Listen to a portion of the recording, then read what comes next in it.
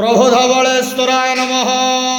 दीपं ज्योति परम ब्रह्म दीपं ज्योति जनार्दन दीपहरतु मे पाप पूजा दीप नमस्तुते। बाबा धवलेश्वर महाप्रभु संसार सुखी रख। आज पवित्र श्रावण मासर प्रथम सोमवार प्रतिपदा तिथि रे समस्त भक्त मानकर मनस्कामना पूर्ण कर। समस्त भक्त मानक आशीर्वाद कर। कर्म क्षेत्र उन्नति कर। ग्रहरिष्ट मान खंडन कर। बाबा धवलेश्वराय नमः। बाबा धवलेश्वराय नमो नमः।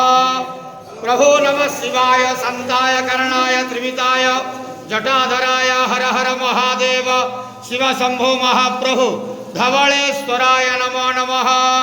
संसार सुखी रखंतु आनंद गेवार हरि बोलो। आज श्रावण मासर प्रथम सोमवार समस्त भक्त मानक आशीर्वाद करंतु आनंद गेवार।